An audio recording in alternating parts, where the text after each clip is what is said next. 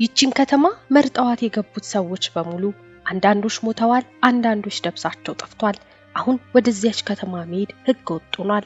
አንዳንዶች በድብቅ ወደዛች ከተማ ቢገቡም በደህና አይመለሱም።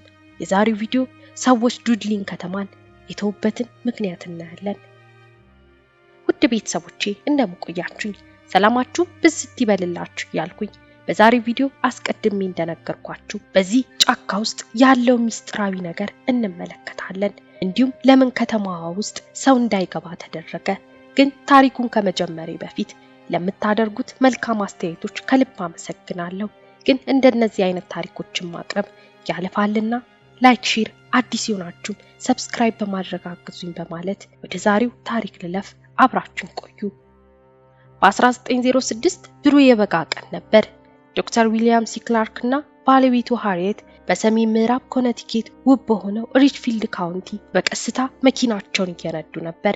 ሪችፊልድ ገጠራማ ቦታ ስትሆን ብዙ ጠመዝማዛ መንገዶች ያለው በጣም ኮረብታ ቦታ ነው። ታዲያ ጥንዶቹ በዚህ ቦታ የተገኙት ሁለተኛውን ቤታቸውን ለመገንባት አካባቢውን ለመቃኘት እዚያ ነበሩ። ዶክተር ክላርክ በኮሎምቢያ የሐኪሞችና የቀዶ ጥገና ሐኪሞች ኮሌጅ ፕሮፌሰር ነበር። የካንሰር ሕክምናውን ሲያደርግ በኒውዮርክ ከተማ ሙሉ ጊዜውን እዚያ ኖሯል። የጥንዶቹ ህይወት በከተማ ውስጥ በጣም አስደሳችና አርኪ ቢሆኑም የዛን ያህል ደግሞ ውጥረት የነበረበት እንዲሁም ያልተረጋጋ ህይወት ነበራቸው። ስለዚህ በሪችፊልድ የተገኙበት ምክንያት ሁለተኛ ቤታቸውን የሚሆን ቦታ ለመፈለግ ነው። ከከተማው አጠቃላይ ተቃራኒ ነበር። ይህም ጸጥታ የሰፈነበት እንዲሁም ሰላማዊ ነበር። ጥንዶቹ ከኒውዮርክ ከተማ ወደ ገጠራማው ሲነዱ ቆይተው በመጨረሻ ወደዚሁ የተሸፈነ የእንጨት ድልድይ ደረሱ። እሱንም ከተሻገሩ በኋላ በዚህ ተራራ ላይ ይህ ትልቅ ጥላ ያለው ውብ ደን ነበር። ወደ እነዚህ ጫካዎች ውስጥ ገቡ። አሁን ጥንዶቹ እዚያ ምን እንዳለ አያውቁም ነበር። ነገር ግን በጣም ቆንጆ እይታ ስለነበረው ወዲያው ቀልባቸው ተሳበ። ምናልባት በእነዚህ ጫካ ውስጥ ለሁለተኛ ቤታቸው የሚሆን ቦታ ይኖር እንደሆነ ለማየት ወሰኑ እና ዶክተር ክላርክ መኪናውን ወሰደና ወደዚህ መዳረሻ መንገድ ወጣ። በፍጥነት ወደዚህ ኮረብታ መውጣት ሲጀምሩ መንገዱ ብዙ መኪናዎች ወደዚህ ጫካ እየነዱ እንዳልነበር ግልጽ ነበር እና እሱና ሃሪየት ወጡና ከዚያ በእግር ወደ ጫካው ቀጠሉ። ጥንዶቹ ወደ ጫካው ከገቡ በኋላ ወዲያውኑ የፀሐይ ብርሃን ጠፋ።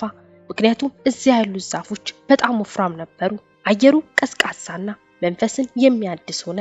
ለጥቂት ደቂቃዎች ብቻ ከተራመዱ በኋላ መጀመሪያ በጣም ጸጥ ያለ የሚመስለው ጫካ በድንገት ድምጽ መጣ። ወፎቹ ሲጮሁ፣ እንስሳት ሲሮጡ ይሰማሉ። ከዚያም ወደፊት ሲጠጉ ከመንገዱ ዳር ይህ መስክ በሁሉም አቅጣጫ በሚበቅሉ የዱር አፕል ዛፎች የተሞላ ነበር።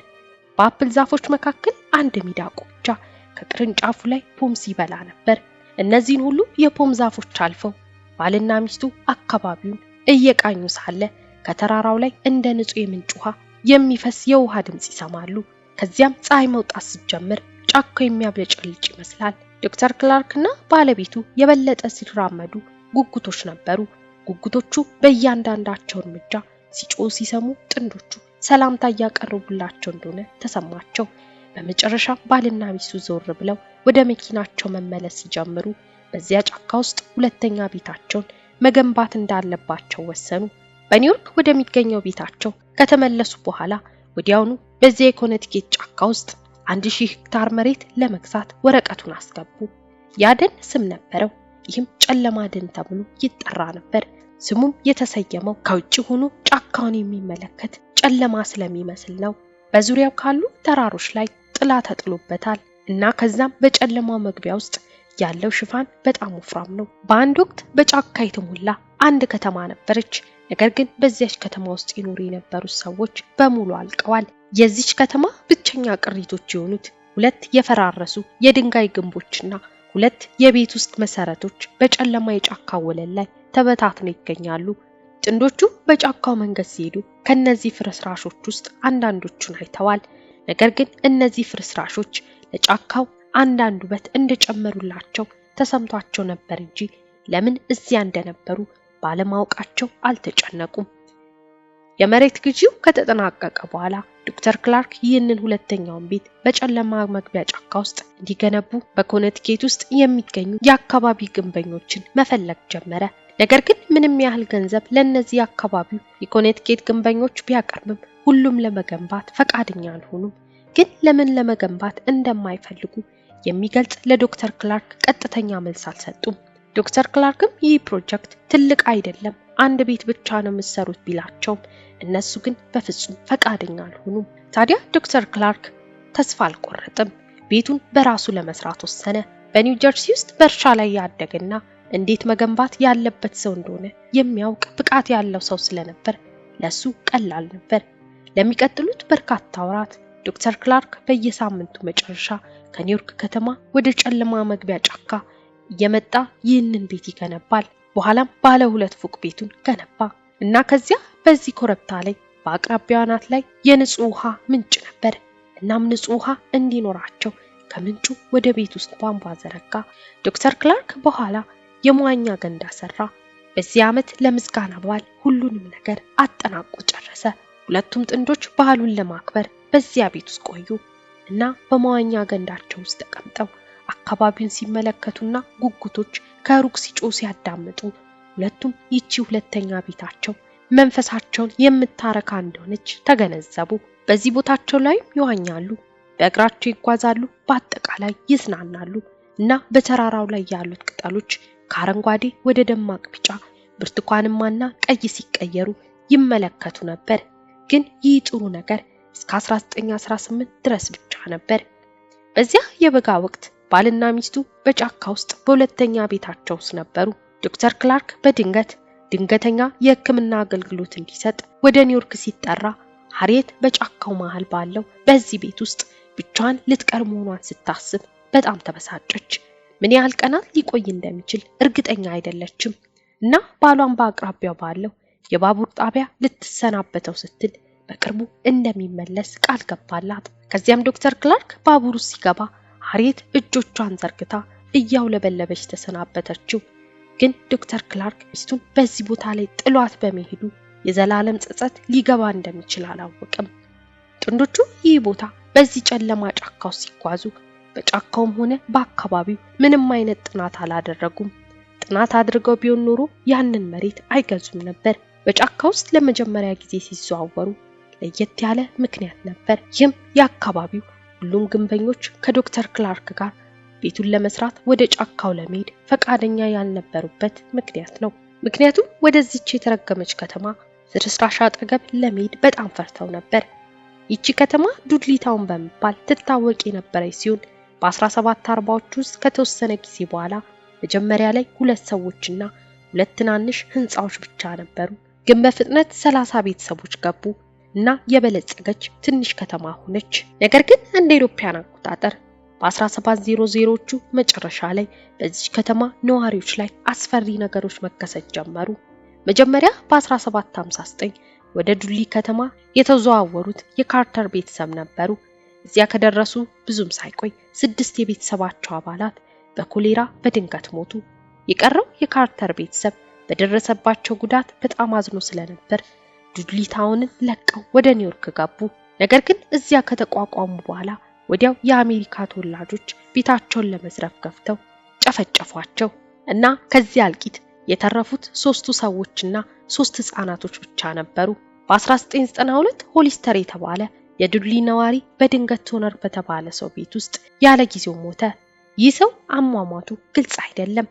ታዲያ ቶነር የሆሊስተርን ሞት ተከትሎ በድንገት በጨለማው የመግቢያ ደን ዙሪያ ሲንከራተቱ በምሽት ጫካው ስላያቸው ስለነዚህ እንግዳ ፍጥረታት ማውራት ጀመረ። እሱም ሁልጊዜ ስለነዚያ ፍጥረታት ይናገር ነበር፣ ግን ማንም አልሰማውም ነበር። በመጨረሻም ቶነር አበደና ሴት ልጁ በቀሪው የህይወት ዘመኑ ሁሉ ስትንከባከበው ቆየች እና ቶነር ቀስ በቀስ አእምሮን እየሳተ ሳለ አንድ ሰውም ልክ እንደ ቶነር በዚያች ከተማ ውስጥ በዛፉ መስመር ዙሪያ የሚንከራተቱ እንግዳ ፍጥረታት እያየ መሆኑ ተናገረ። ይህ ሰው እነዚህ እንግዳ ፍጥረታት በጥላ ውስጥ ተደብቀው እንዳየ ሲናገር ቢቆይም በኋላ እሱን ቀስ በቀስ አእምሮን እያጣ መጣ። ከዚያም እስኪሞት ድረስ እንክብካቤ ይደረግለት ነበር። በ1800ዎቹ መጀመሪያ ላይ ታዋቂው የጄኔራል ሄርማን ስዊፍት በዱድሊ ታውን የምትኖረው ሚስቱ በመብረቅ ስትመታ በኋላም ብዙም ሳይቆይ እሱም አእምሮን አጣ። ከዚያም በ1813 ያልታወቀ ወረርሽኝ በዱልዲ ታውን ተዘዋውሮ ብዙ ነዋሪዎችን ገደለ። ከዚያም በኋላ ቁጥራቸው እየጨመረ እየመጣ የነበረው የዱልዲ ታውን ነዋሪዎች በድንገት ይሞቱ ጀመር እና ደግሞ ቁጥራቸው እየጨመረ የመጣ ነዋሪዎች እነዚህ እንግዳ የሆኑ ጥላ ያላቸው ፍጥረታት በምሽት በዛፉ መስመር ዙሪያ ሲንቀሳቀሱ ስላዩ ወሬ ይዘው መምጣት ጀመሩ። እንደ አውሮፓውያን አቆጣጠር በ1900 የዱልዲ ታውን ነዋሪዎች በሙሉ ከብሮፊ ቤተሰብ በስተቀር አንዳንዶች ሲሞቱ፣ አንዳንዶች ደግሞ ቤታቸውን ጥለው ይሄዱ ነበር። የዚያን ጊዜ በፍጥነት የብሮፊ ቤተሰብ በጎች በሙሉ ሞቱ። ከዚያም እናትየው በሳምባ ነቀርሳ ሞተች። ከዚያም ሁለት ወንዶች ልጆች በአቅራቢያው በሚገኝ ከተማ ውስጥ በስርቆት ወንጀል ተከሰው ነበር። በኋላም የብሮፊ ቤተሰብ ቤት በእሳት ተቃጠለ። እናም በሐዘን የተወጠረው አንድ የቀረው የቤተሰቡ አባል ጆን በጫካ ውስጥ ተንከራተተ። ከዚያም በኋላ እሱ የት እንደገባ ተሰምቶ አያውቅም። በዚያ ጊዜ ከዚህ ሁሉ አስፈሪ ነገር በኋላ ዱልዲ ታውን በይፋ የሞት ከተማ ሆነች። ማንም ሰው እዚያ ኖሮ አያውቅም። ከዚያ በኋላ እንደ አውሮፓውያን አቆጣጠር በ1906 ዶክተር ክላርክ እና ሚስቱ ብቻ ናቸው ያችን ቦታ የረገጡት እና ቤታቸውን የሰሩት። እንደ አውሮፓውያን አቆጣጠር በ1918 በፍጥነት ወደፊት ተጓዝን። ዶክተር ክላርክ ወደ ኒውዮርክ በሕክምና የድንገተኛ ጊዜ ስራቸውን አጠናቀው በ36 ሰዓታት ውስጥ በጨለማ መግቢያ ጫካ አቅራቢያ ሲደርስ ሚስቱ ሃሪየትን እየጠበቀችው እንደሆነ አስቦ ነበር። ነገር ግን እሷ አልነበረችም። ዶክተር ክላርክ ሚስቱን እዛ ሳያያት ሲቀር የሆነ ነገር የጠፋ መስሎ ተሰማው። ዶክተር ክላርክ ጠማማ አስተሳሰብ የሌለው ሰው ቢሆንም እሱን ለመቀበል የማትመጣበት ምንም ምክንያት እንደሌለ በማሰብ ተበሳጨ። ምክንያቱም ብቻዋን ነበረች፣ እንዲሁም በዚያ ሰዓት እንደሚመጣ ታውቃለች። ስለዚህ ዶክተር ክላርክ ይህን እያሰበ ትንሽ በመደናገጥ ከባቡር ጣቢያው ወጥቶ በእግሩ ወደ ጨለማው የመግቢያ ጫካ መራ። እዚያ እንደደረሰና ወደ ቤቱ በሚወስደው መንገድ ላይ በጣም በተጨናነቀ መንገድ መሄድ ጀመረ። በዛፎች ጥላ ውስጥ ሳለ ወዲያውኑ እነዚህ ጉጉቶች ከሩቅ በጣም ጮክ ብለው ይጮሁ ጀመር። አሁን በተለምዶ የእነዚህ ጉጉቶች ጮህ ድምጽ እንኳን ደህና መጣ የሚል እንዳልሆነ ተሰማው። በዚህ ጊዜ ፍርሃት ተሰምቶት የሆነ ነገር ወደፊት እየመጣ ያለ መስሎት ተሰማው። በጫካ ውስጥ መሮጥ ጀመረ። በጣም ጨለማ ነው እና የሚሰማው ሁሉ የእነዚህ የጉጉቶች ድምጽ ብቻ ነበር። ድምጾቹም እየጠነከረ መሄድ ጀመረ። በመጨረሻም ወደ ቤቱ ሲደርስ የፊት በሩ በትንሽ ክፍት እንደሆነ አየ። አሁን ምን እየተፈጠረ እንዳለ እያሰበ ልቡ በፍጥነት መምታት ጀመረ። ዶክተር ክላርክ ወደ በረንዳው ሮጦ ወደ በሩ ደረሰና የቀረውን በር ከፈተው። ወደ ቤቱ ከመግባቱ በፊት ድንገተኛ ከፍተኛ ድምጽ ከቤት ውስጥ ሁለተኛ ፎቅ ላይ ይሰማ ነበር። ይህ ለዶክተር ክላርክ በጣም አስደንጋጭ ነበር እና እሱ ባለበት ቆሞ ቀረ። ይህ በእንዲህ እንዳለ በድንገት ከኋላው ባለው ጫካ ውስጥ በዙሪያው ያሉ ጉጉቶች በጣም ይጮሃሉ። ይህ ጩኸት ምን እንደሆነና ምን ማድረግ እንዳለበት ግራ ስለገባው ቆሞ ነበር። እናም እዚያ ቆሞ ቤቱን ለመመርመር ድፍረቱን እያገኘ ሲሄድ ይህ ከፍተኛ ድምጽ ምን እንደሆነ ተገነዘበ። ይህም የሚስቱ ነበር። ከሁለተኛ ፎቅ የሚመጣው አስፈሪ ጩኸት የሳቅ ድምጽ ነው። ሚስቱ አደጋ ላይ መሆኗን ሲያውቅ ዶክተር ክላርክ በአቅራቢያው ያሉትን ደረጃዎች በመውጣት ሁለተኛ ፎቅ ዋና መኝታ ክፍል ከሚያስገባው በተዘጋው በር ፊት ለፊት አጭር ኮሪደር ላይ ሮጠ። ከዚያም ቀስ ብሎ ከፍቶ ሲገባ እዚያ ከክፍሉ ጀርባ ጥግ ላይ ሚስቱ ነበረች። ሚስቱ መሬት ላይ ነበረች።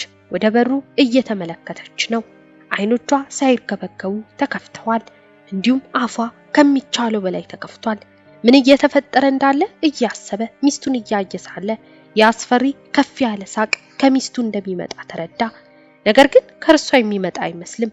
እናም ዶክተሩ አይኖቹን በቀጥታ የምትመለከተውን ሚስቱን ቆሞ እያየ ነበር። በመጨረሻ በጣም ፈርቶ ዞር ብሎ ሮጠ። ዶክተር ክላርክ ወደ ኒውዮርክ ተመለሰ። በሚስቱ ላይ የሆነ ነገር ተከስቷል፣ ግን ምን እንደሆነ አይታወቅም። አእምሮዋን እንድትስት አድርጓታል። የምታወራው በጫካ ውስጥ ስላየቻቸው እንግዳ ፍጥረታት ብቻ ነበር። በኋላም ሃሪየት ቀሪ ህይወቷን ያሳለፈችው በአእምሮ እክልነት ነው።